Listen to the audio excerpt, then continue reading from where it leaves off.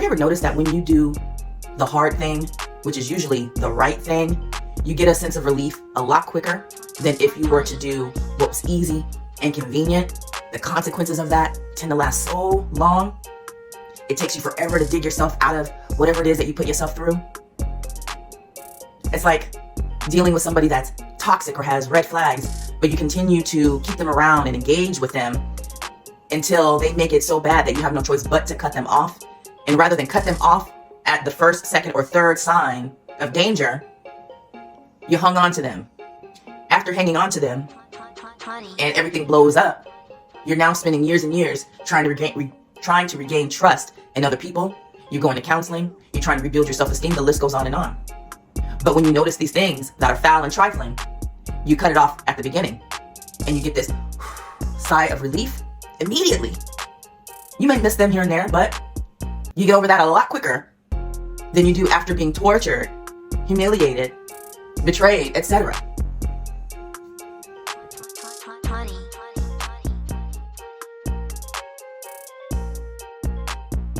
Hey guys, thank you so much for tuning back in. I have 183 subscribers and I'm ecstatic and I appreciate you all for just tuning in. I do want to talk to you guys about credit repair and 2 easy steps that it takes to repair your credit. But before I get into that, I want to tell you a little story. My grandmother, God rest her soul, Bessie, she was 93 when she died. One thing my grandmother always taught me was that you always pay your bills first. Before you do anything else, you always pay your bills first, because you always have a roof over your head, you always have a vehicle, and you always have food in your refrigerator. And so I lived by this. My grandmother would go into debt every year because my mother would ask my grandmother to buy our school clothes. And my grandmother did. My grandmother and my mom, we'd all go school shopping every summer. And my grandmother used to have a journal where she would keep tab, she owes me $700 for, clothes. And my mom hated that tally because she knew she owed money that she was never going to pay, My granny was a good person. She was a good woman, and she sacrificed so much. In her later years, I could see the bitterness and the resentment. Sometimes my grandmother never stopped loving us unconditionally. She was always there. But I know deep down inside, there was some resentment there, because as children get older, all of the things that parents sacrifice for them, it really should be the other way around. That's just my personal belief. I know a lot of people don't live by that or adhere to those standards, but I feel like when you are a child and then you grow up as an adult, it's your job to kind of help your parents out versus parents helping you. On the same token, I don't believe parents should be a burden on their children either, just because they raised them, because the children weren't asked to be here. Right? So there's levels and layers to all of that. But one thing I'm learning, or one thing that I learned rather, is that we each have our own set responsibilities and roles in society, within our family structures, within our work, within our friend groups, right? And a lot of people take on more responsibilities and roles that they are responsible for. My grandmother was not responsible for that. So in turn, she harbored probably a lot of resentment, which caused some of her health issues, And I had to think about this because I did the same thing. I took on financial, emotional, mental roles and responsibilities that were not mine. And what it did was it caused me to drink. Alcoholism, because in my mind and in my soul, I was resentful for all of the things that I had to do that I didn't feel like I should have done, but I did it anyway because why? I'm still trying to figure out why I did what I did. Was it for acceptance? Was it because I didn't feel like anybody would love me if I didn't do these things? Was it because of rejection? Probably all of them, right? So I just urge you to think, are you in debt because you are taking on roles and responsibilities that have nothing to do with you?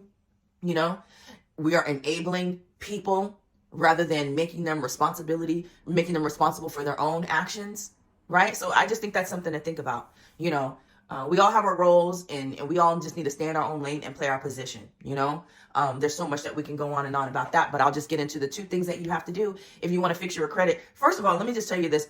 These master classes on credit repair, all scam. Stop clicking on them. Stop paying $1,500, $2,500, $3,000 for these master classes for something that is ridiculous. These people are predators online.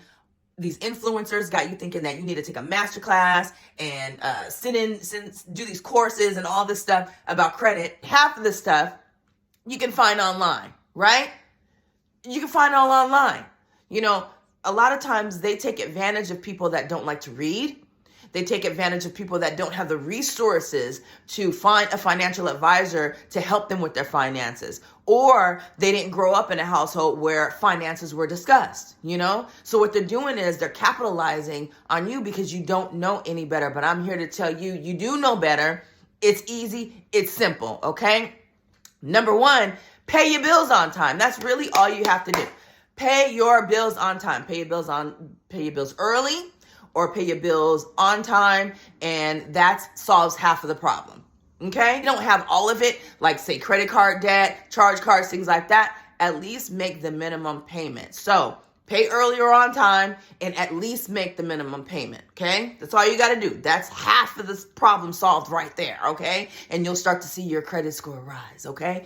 The second thing you have to do is make sure that your limit stays below 25%. That's it. So if you have a credit card and you were lucky and fortunate enough to get a credit card with a $4,000 limit, make sure that you have at least $1,000 or less of a balance on there at all times. It's best to use the card, and then when you get paid or whatever, you just start throwing money at it, pay it all the way down if you can. I know a lot of people can't do that. I'm about to take a trip to Texas soon, and I've already planned out how much it's going to cost for this and this. I already have a $500 statement balance for my rental car that I already paid, but I know come the 1st, I'm going to just swipe it all out. You know what I'm saying? So keep the balance low on all of your cards, and your credit will rise. Pay on time, keep the balance low. That's all you have to do. It's really as simple as that. Okay? Things like revolving credit, like car payments, things like that. You know, those are the ones that you have to watch out for, and to make sure that you are paying those every month on time, or else it will be reported.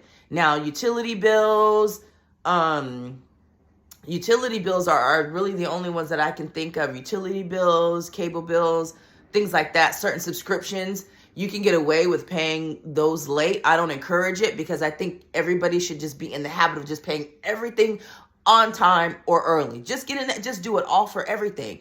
But if you have to wait for a second check or your tips or whatever to come through, subscriptions, utilities, things like that could probably wait an extra day. But it's always best also to contact these agencies and let them know, hey, I'm going to need an extension, or hey, I'm going to pay, but I just need a couple more days, you know? So if you do those things, seriously, it really does not take a master class. It doesn't take, it's not rocket science, people. It's a wonder, well, what's the purpose of credit anyway? You know? Well, there's a lot of purposes. There are a lot of people being forced out of their homes because they can't afford the rent and they need to find another place to rent, right? You know, they run your credit report. If they see that you are not running, that your credit is horrible or bad or just fair, they're going to think twice about renting to you, and most likely they're going to deny you. So it's very, very important to have good credit, okay? Another good reason to have good credit is because if you want to finance something, if you want to be able to finance a computer or a big ticket item or something like that, last good reason why you want good credit is because of security deposits. Not just for renting, but also for your utility bills. So do you guys ever notice that whenever you are renting a new place or you buy a new home or something like that, and you have to get everything turned on in your name, do you know they're running your credit? They're running your credit, and a lot of times you will get a credit. Like for me, because my credit is excellent, when I moved into my place, number one, I got all of the deposits back from when I lived in a whole nother city. So when I moved to this city and I had to restart, they ran my credit. I didn't have to pay a deposit for a lot of these things. You know what I'm saying? My gas, lights, trash, all of that stuff, because I was a good customer the last place, you know? So it means something. And when you move, you get that money back, you know? Yeah, maybe like, oh, you have to pay $150 deposit or a $300 deposit, all that good stuff. If you keep your bills and your things in good standing, there's no reason for them to not give you your money back, and you will. And that's something that you can appreciate and use for when you move to your new place. There are positives to it. There is a reason for it. Just our day-to-day living and all of the things that we have going on today and in society. Having a credit really means a lot, and it goes a long way. And you're not going to realize it until you're going to need it and you ain't got it, you know? So you may as well just do what you got to do now. I highly suggest Dave Ramsey for all of you that may be starting out or have tried different things and none of it's worked. And you're like, I just can't get my credit score up. What am I doing wrong? You know, Dave Ramsey is, I don't believe everything that he says because he doesn't believe in using credit cards. That's crazy. But when it comes to paying off debt, he has a really good baby step system that he discusses. Just go on YouTube and type in Dave Ramsey. And he always suggests starting with the smaller bills first and then tackling the larger ones later. And I think that's a very smart and wise idea, because what it does is if you have a bill that's $200 and then you have another one that's $1,200, once you pay off that $200, it gives you empowerment. It gives you momentum. It makes you feel proud of yourself, and it helps you to keep going on. And it's like, whoa, if I could pay off this $200 in a month, then surely I could knock out this $1,200 in 6 months, you know? So you guys check out Dave Ramsey. I think he's the truth, and I think a lot of what he says makes sense.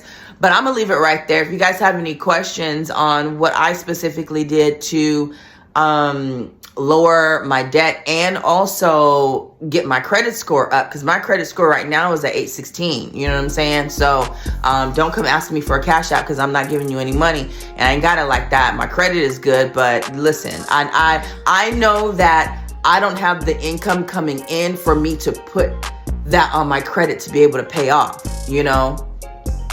So it's also about living within your means. Living within your means, knowing your roles and responsibilities in life. You're not responsible for nobody but you. If you have it to give, give. If you don't. Simple as that. All right, you guys, thanks for checking me out. I'll talk to you later.